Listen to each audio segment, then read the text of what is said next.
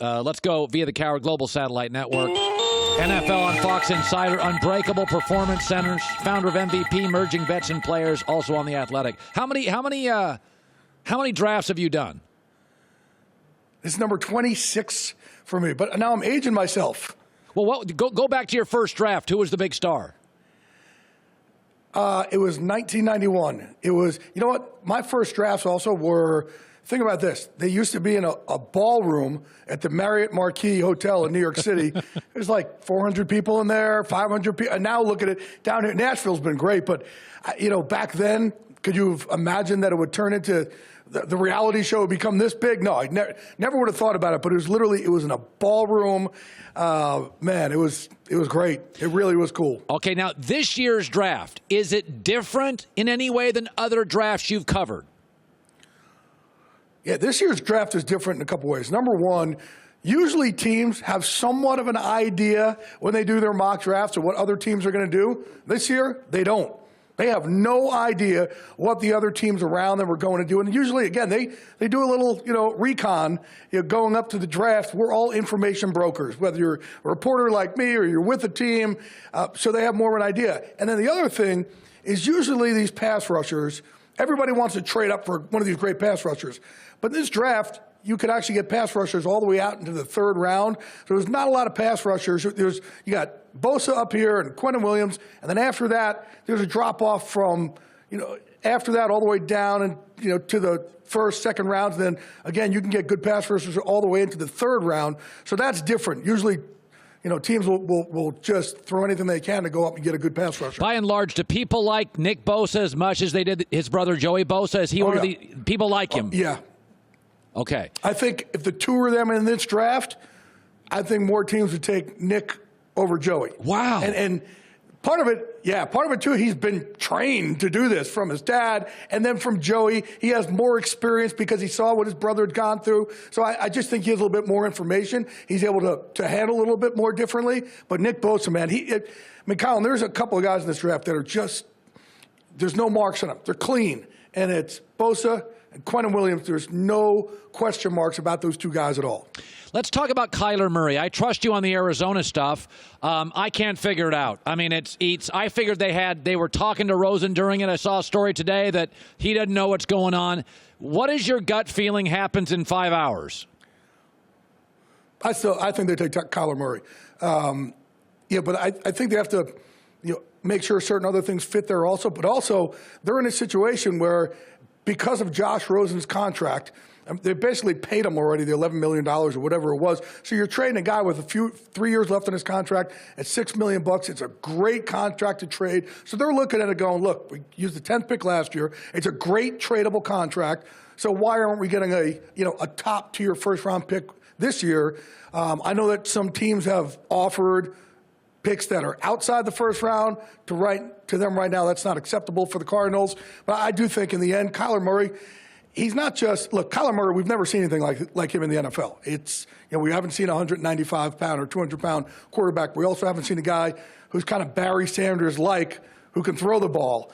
But what does he also do? You got to look at it business-wise. It makes him relevant, right? He makes them must-see TV right off the bat, yes. right out of the gate. And I think Kyler Murray's just, he changes the landscape over there for the Cardinals. What is your gut feeling on Rosen? I mean, I think the Giants have a lot of draft capital with 12 picks.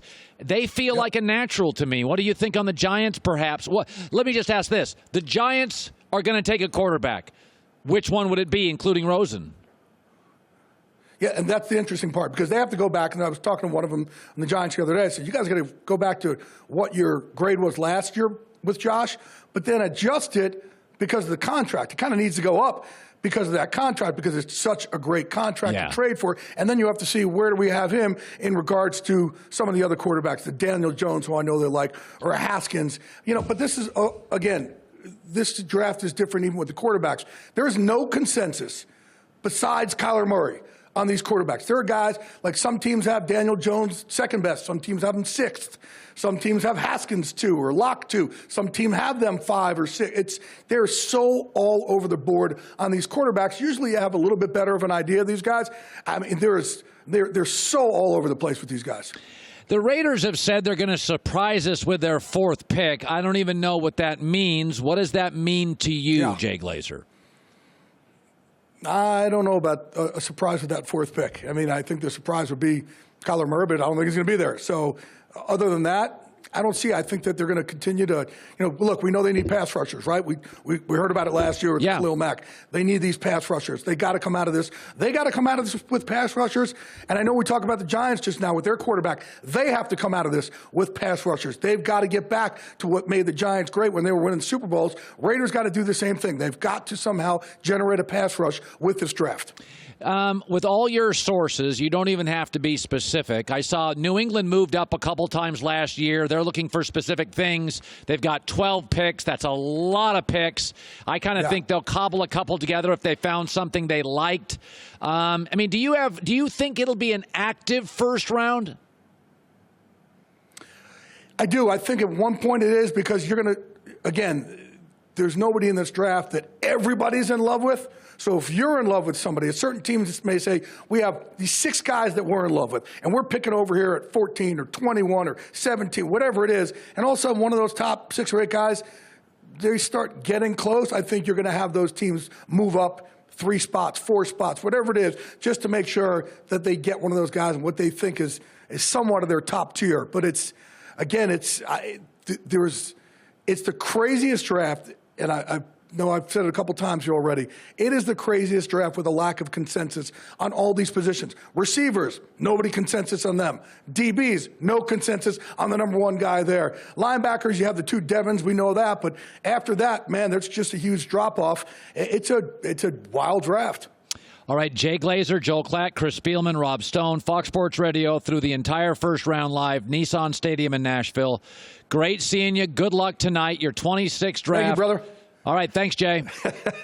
I'm old, man. I'm old. No, you've been covering them since 1991. Good stuff. Hi, everybody. Thanks for watching. Subscribe here to get the latest from the show. Also, be sure to check out more of the best clips from The Herd, or go watch a few segments from other shows on FS1.